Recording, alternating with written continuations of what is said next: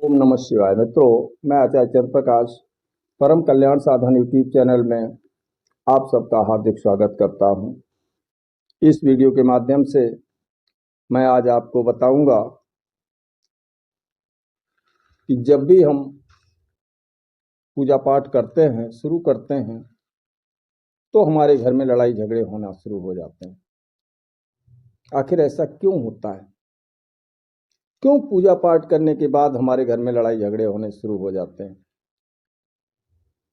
और जो जितना अधिक पूजा पाठ करता है उसके अंदर उतनी ही अधिक परेशानियां बढ़ना शुरू हो जाती हैं। कौन है जो ऐसा करता है? इस वीडियो में इन्हीं बिंदुओं पर चर्चा करूंगा।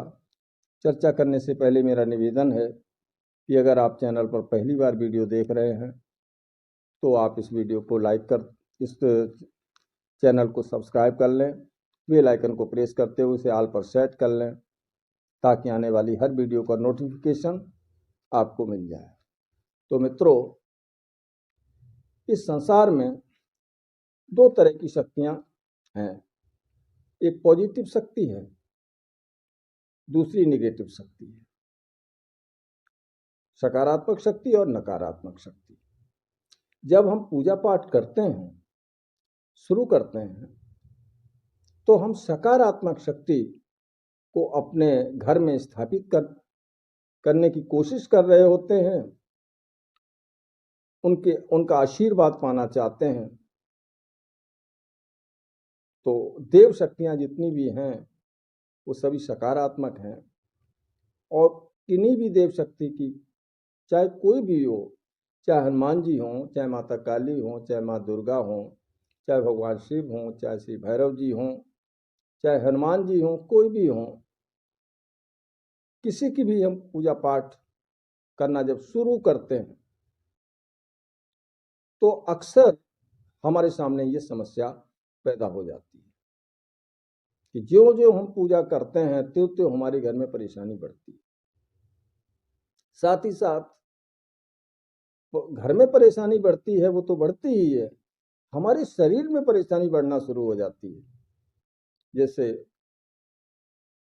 हमारा जी में चलाने लगता है, पूजा पर बैठते समय हमें लंबी लंबी उबासियां आना शुरू हो जाती हैं, हमारे रोम खड़े हो जाते हैं, हमें उल्टी करने का मन होता है, सर में दर्द होता है, पैरों में दर्द होता है,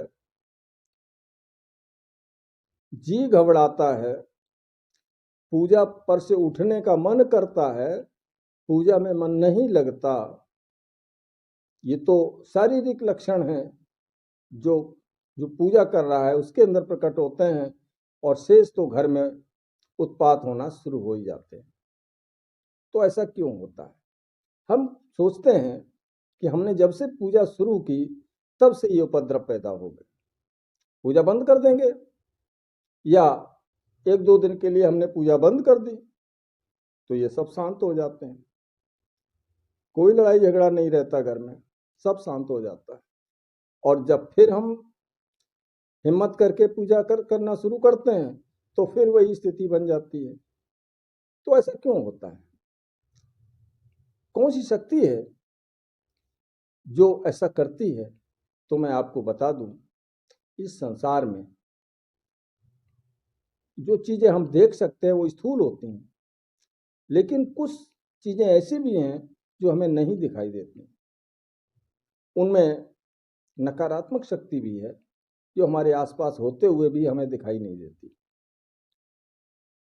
जिस घर में कोई नकारात्मक शक्ति है या जिस शरीर में कोई नकारात्मक शक्ति है, भूत प्रेत इत्यादि की कोई शक्ति है और वो वर्षों से है, और जब हम पूजा पाठ शुरू करते हैं तो उसको उसको कष्ट होता है, उसका दम घुटता है, तो वो नहीं चाहती है कि आप पूजा पाठ करें। वो आपको पूजा पाठ से उठाना चाहती है, आपका पूजा पाठ बंद करवाना चाहती है।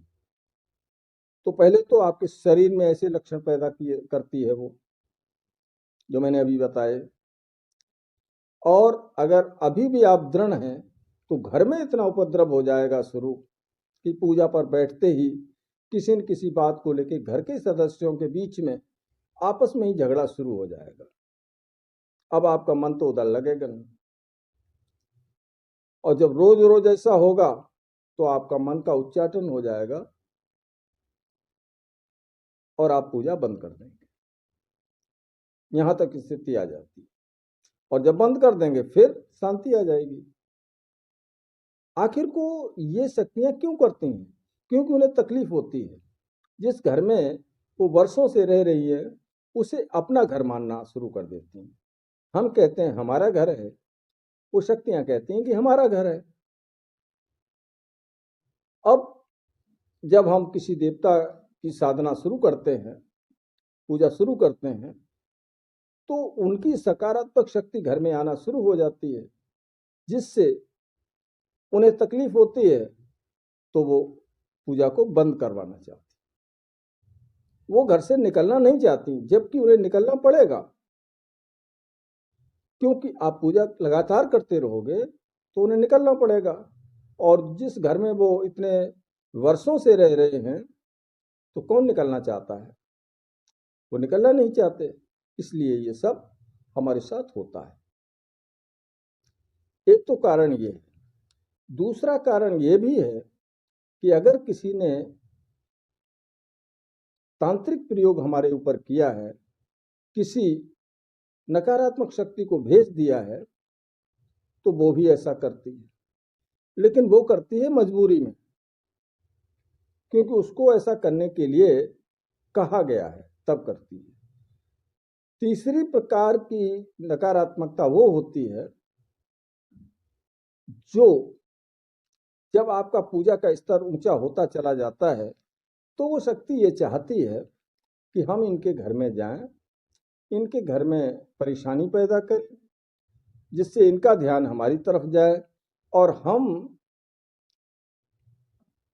इन्हें ये हमको ले जा करके किसी ऐसी जगह पहुंचा दें जहां हमारी मुक्ति हो जाए, क्योंकि वो भटकती हुई आत्माएं स्वयं में दुखी होती हैं, तो वो अपने उद्धार के लिए भी आती हैं।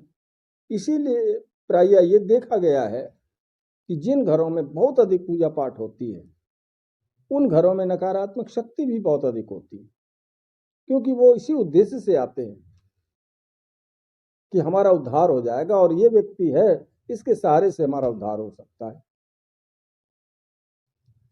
तो वो अपने उद्धार के लिए आते हैं। लेकिन यदि वो शांत रूप में रहेंगे तो आपका तो ध्यान ही नहीं जाएगा उधर, तो इसलिए वो उत्पात मचाना शुरू करते हैं, आपका ध्यान जाता है, आप इधर उधर भाग दौड़ करते हो या अपने इष्ट देव से प्रार्थना करते हो, तो जिसकी वजह से वो उनको भी लाभ होता है। और जब आप मंत्र जाप करते हो तो मंत्र जाप की जो सकारात्मक ऊर्जा है कुछ अंशों में वो ग्रहण भी कर लेते हैं, और जब वो ग्रहण कर लेते हैं तो उससे उन्हें शक्ति मिलती है। जो जिनका उद्देश्य ऐसा होता है उन्हें शक्ति मिलती है, वो शक्ति का अनुभव करते हैं। शेष नकारात्मक शक्तियां उन्हें कष्ट का अनुभव होता है, लेकिन जो स्वयं में मुक्ति चाहती हैं उन्हें सुखद अनुभव होते हैं, इसलिए वो भी नहीं जाना चाहती हैं। तो बताया जाता है कि जैसे कथा होती है, कहीं राम कथा हो रही है, कहीं भागवत हो रही है, तो वहां पर नकारात्मक शक्तियां आ जाती हैं, कथा सुनती हैं, भगवान का कीर्तन सुनती हैं, और इसके कारण उन्हें जो है बहुत अच्छा फील होता है। और शिव पुराण की कथा, भागवती कथा, ये ऐसी कथाएं हैं जिनसे नकारात्मक शक्तियों का भी उद्धार हुआ है, हमेशा से होता आया है और हमेशा होता रहेगा। तो इस उद्देश्य से भी वो शक्तियां हमारे यहाँ आती हैं। अब हम क्या करें? हमें हिम्मत नहीं हारनी चाहिए। हम जो साधना कर रहे हैं, जो पूजा पाठ कर रहे हैं, अपने पूजा पाठ को और बढ़ा देना चाहिए, जिससे उन नकारात्मक शक्तियों को अधिक से अधिक तकलीफ होगी, उनकी शक्ति कम होती चली जाएगी, क्षीण होती चली जाएगी, आपके अंदर सकारात्मक शक्ति बढ़ती चली जाएगी। एक समय वो आएगा जब वो नकारात्मक शक्ति शक्तिहीन हो जाएगी और फिर नष्ट हो जाएगी, यानी उसकी मुक्ति हो जाएगी या वो घर छोड़ जाएगी। तो लड़ाई झगड़ा होना ये स्वाभाविक बात है, क्योंकि शायद ही ऐसा कोई घर है, शायद ही कोई ऐसी जगह है जहां पर नकारात्मक शक्ति ना हो। हर जगह नकारात्मक शक्ति है, जैसे हर जगह सकारात्मक शक्ति भी है तो हर जगह नकारात्मक शक्ति भी है। ठीक है, तो आशा करता हूं कि आज का ये वीडियो आपको पसंद आया होगा। अगर ऐसा है तो इस वीडियो को लाइक करें, मित्रों में अधिक से अधिक शेयर करें। आज के लिए बस इतना ही, मिलूंगा अगले वीडियो में नई जानकारी के साथ। तब तक के लिए ओम नमः शिवाय, ओम नमः शिवाय, ओम नमः शिवाय।